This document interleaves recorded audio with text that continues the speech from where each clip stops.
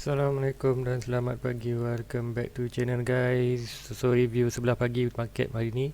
So ada sedikit perubahan untuk review pagi ni. So bagi sikit akan tunjuklah dekat coin market nanti.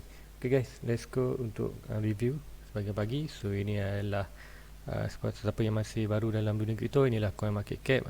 The first thing yang perlu anda tahulah untuk cara untuk membaca uh, cara-cara untuk kita baca coin market cap. So let's go review untuk this coin market cap untuk pagi ni. So kalau kita tengok total market cap ialah 1.5 trillion, still tak berubah, lebih kurang macam mana semalam.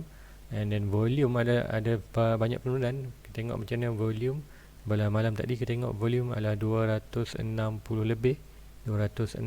lebih bilion. So pagi ni kita tengok drop sampai 176 bilion. So tak banyak berlaku transaksi lah untuk tempoh 24 jam ni. And then apa yang Zul nak tunjuk ialah ini, BTC kita meningkat 45% untuk semalam. Kita tengok adalah 44.9. So increase dalam 0.01. So meaning kita punya dominant PC hari ke hari makin meningkat. Kenapa benda ni berlaku?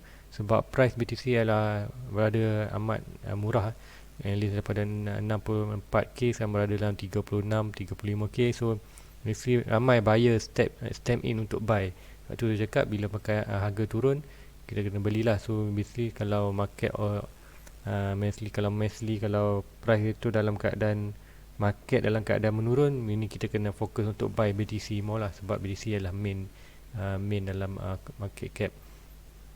Okay, so Bitcoin still dalam 37.88 tapi dominan meningkat, meaning apa yang kita tengok adalah ramai yang buyer step in lah untuk buy. Dia buy Bitcoin lah sebab harga masih murah. So and then nak tengok juga untuk Cardano sih lagi maintain 1.5.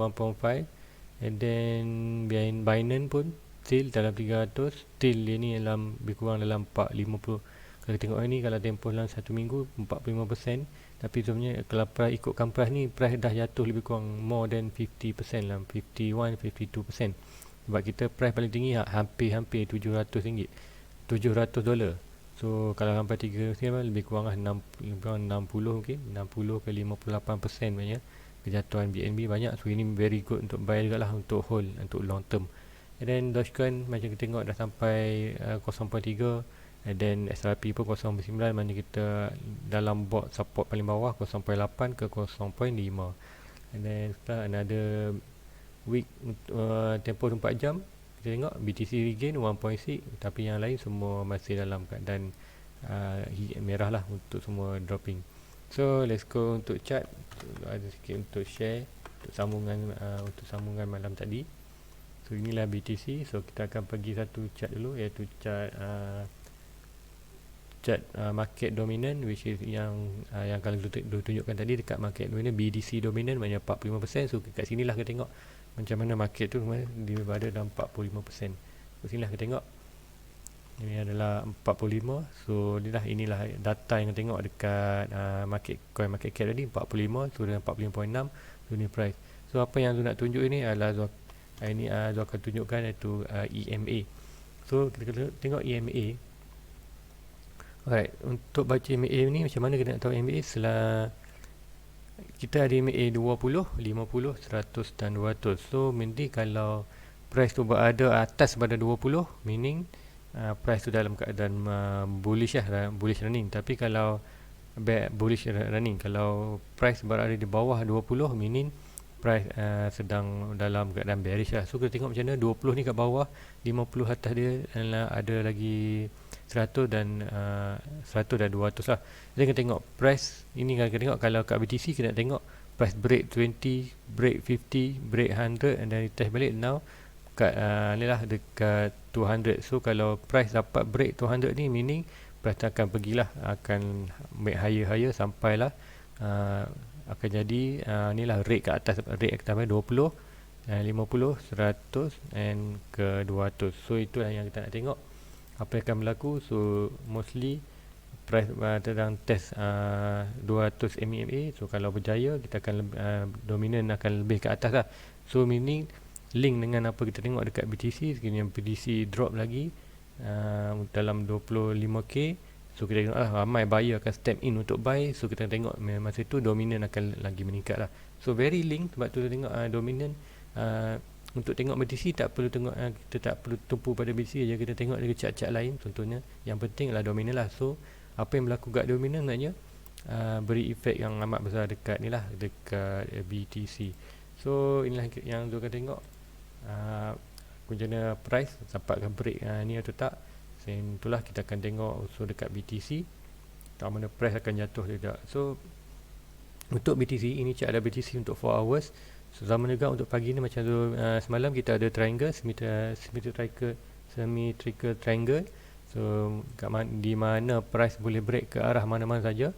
Tapi untuk baca untuk chart ini, selalunya price akan ni lah follow kat mana price masuk. So price masuk daripada atas, daripada higher high to lower low, kemudian buat triangle. So most likely price akan ikut akan tembus ke bawah juga lah.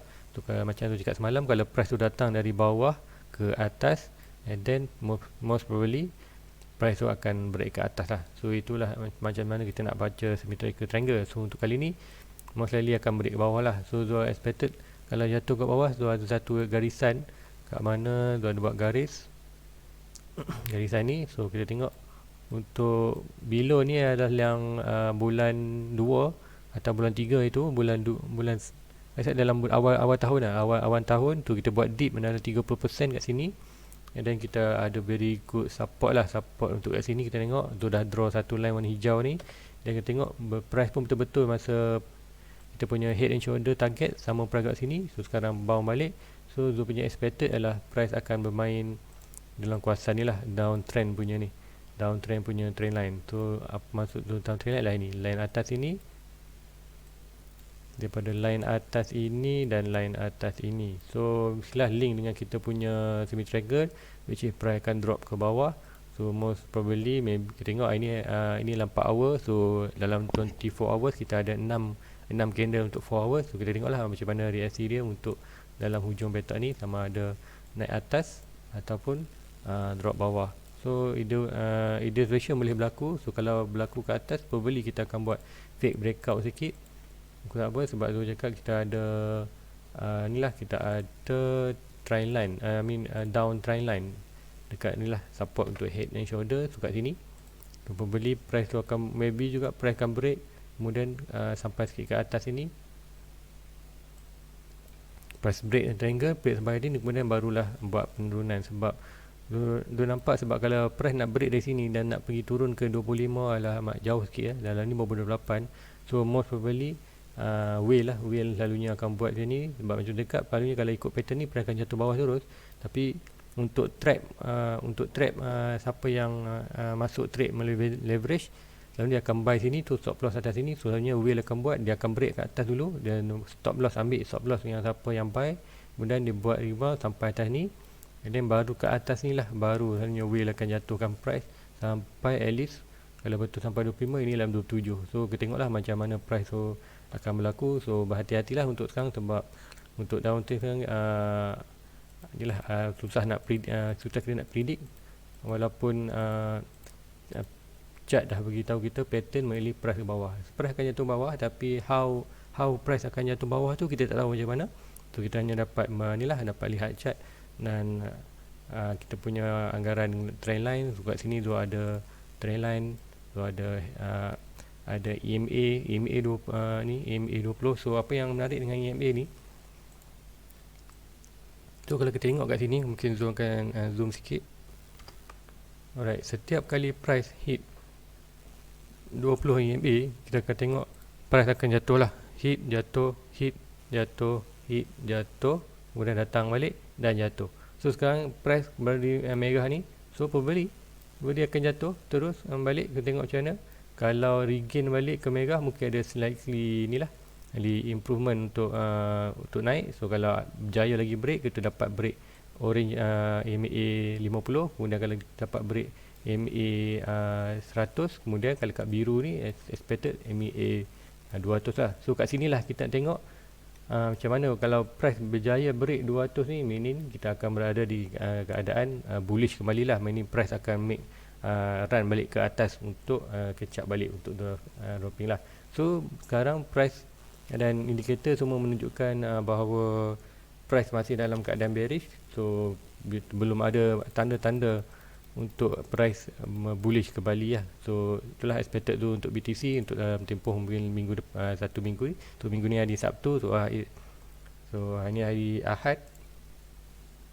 Yes, hari ni Ahad. So untuk minggu depan kita tengoklah maybe price menarik. Kita tengok sama ada price tu akan regain bullish ataupun bearish. So itu untuk BTC. So let's go untuk Ethereum sedikit untuk mungkin kita cover. Sama juga untuk EMA macam dulu cakapkan. Price dah berada di bawah EMA 20. So macam tu cakap, setiap kali price hit EMA 20, so jatuhlah. Sini kita tengok price jatuh, kemudian back dan jatuh. Kemudian ini boleh ada sikit kenaikan. Kita tengok ni kemungkinan naik ke sikit, kemudian barulah jatuh. And then macam tu cakap, kita ada price Ethereum ada satu trend line yang tu draw daripada ni bawah ni. Kalau tengok trend ni, so most probably Ethereum akan defend price ni lah, mungkin akan stabil dekat kawasan area ni. So mungkin price tu tak jatuh banyak, mungkin consolidation lah, mungkin jatuh sikit aja, and then bermain kawasan ni boleh naik lah. So kita tengok lah macam mana price tu akan bereaksi. Macam ni kita ada price target lah dekat support. Kita ada support di bawah ni, box kuning bawah, and then resistance kat atas. So kenapa tu tak buang lagi support tu yang dekat tengah ni? So the reason sebab tu tak buang lagi support tu kat tengah ni, sebab tu masih tengok support ni masih lagi bertahan. Kita ada last swing low, swing high kat sini yang tu ambil. Swing low to swing high. Oh, apa ni? Delete dulu. Alright, so kita tengok tu ambil swing low to swing high. Di sini swing low to swing high. So kita dapat lah sini. Tu punya golden packet ataupun support lah. So macam tu cakap, kita ada dua support yang penting kat bawah, iaitu first support dan last support lah. So kita tengok price akan macam mana bereaksi antara support tu. Sekarang tu tengok support ni masih lagi berfungsi. Dia masih lagi memberi inilah tentangan harga tu, untuk tentangan pada harga untuk jatuh bawah. So kita expected mungkin inilah Ethereum mungkin hanya buat consolidation kat kawasan ni lah. Box ini kalau jatuh pun mungkin area di bawah ni je, mungkin tak sampai. Sebab kita tengok garisan 200 MA pun kat area ni, so atas daripada ni, so probably hit atau tidak tu tak sure. Tapi tu rasa mungkin dalam kawasan box ni lah price yang akan turun. So maybe akan turun lagi dalam hampir 2000, mungkin turun sikit dalam kalau ikutkan ni 200 MA ni almost dalam 1.8k. So very good place to buy lah. And then untuk long term, sebab apa, Ethereum adalah satu ibarat nombor 2 dalam dunia kripto lah selepas BTC. So let's go, kita pergi lower cap sikit. So tu nak tengok ASRP, sebab tengok tu ada juga pegangan untuk ASP.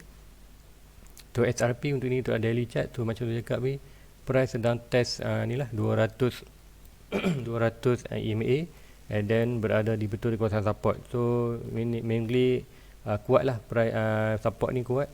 So mostly kita tengok kalau drop pun mungkin drop sikit lagi, and then tak sure kalau price drop bawah pada BU ni, 200 MA, so kita tengok ada significant drop lah untuk ni. So most likely tengok mungkin tak berlaku. Sebab apa, kita berada betul-betul di inilah kawasan support yang agak kuat lah kat sini. So kita tengoklah XRP macam mana price akan berlaku. Kemungkinan besar bila BTC buat fall breakout, meaning dia naik atas sedikit, so kita akan tengoklah XRP pun akan regain balik sedikit price. Kemudian bila BTC jatuh, so kita akan tengoklah XRP akan jatuh balik dalam kawasan box inilah. So kalau siapa nak beli XRP boleh beli time ni, sebab consider cheaper lah. Tapi kena ingat sebab XRP masih lagi dalam pembicaraan mahkamah, so masih belum ada kata putus. So sebab itulah kita tengok XRP adalah salah satunya coin yang belum buat all time high sebelum ni, mana coin-coin lain semua dah buat all time high. So XRP all time high dia lah kat 3.3, so lebih kurang 3.3. Chart ni 3.4, 3.5. So ni adalah all time high masa XRP pernah pergilah. So lepas berlaku kes mahkamah, saya dropping almost sampai 90%. So sekarang dah regain almost 50%. So another 50% untuk ringgit all time high. So kita tengok macam mana SRP untuk dapatkan bertahan dalam momentum sentimen bearish bullish ke bawah, harga ke bawah, bearish harga bawah bearish. So dah keliru kat situ. So sentimen bearish, harga jatuh ke bawah, kita tengok SRP bertahan. Kalau SRP dapat bertahan dekat price kawasan kuning ni, meaning kawasan yang good untuk buy lah, meaning SRP dapat bertahan dekat price ini. So guys, tu kata isu je untuk pagi ni. Mostly banyak lagi kan. So macam pagi ni tak ada banyak perubahan pun, tapi ada yang tu nak share lah ni lah. Antaranya EMA lah. So mungkin boleh siapa kat chat boleh ni lah pop up dia punya EMA, and then tengoklah kalau ada EMA 20, 50, 100 dan 200. So guys, itu aja apa yang tu tengok dapat pagi ni. So mostly chat beritahu mostly price akan jatuh bawah. So macam mana dia akan jatuh kita tak tahu. So kita ada trend line, ada target. So usually kita tengok macam mana reaksi price antara kita punya trend line, ada triangle punya EMA, and then kita punya pattern. So guys, before to ending this video, so please like, please subscribe and click button notification so tak miss punya video. Then help Zul untuk dapatkan 1k subscriber, and then after tu dapat 1k subscriber, tu akan ni lah tunjukkan tu punya portfolio, dan tu akan tunjukkan cara-cara untuk lebih sistematik untuk kita portfolio kita itu. So guys, see you again. Assalamualaikum. Everybody get your fucking hands up.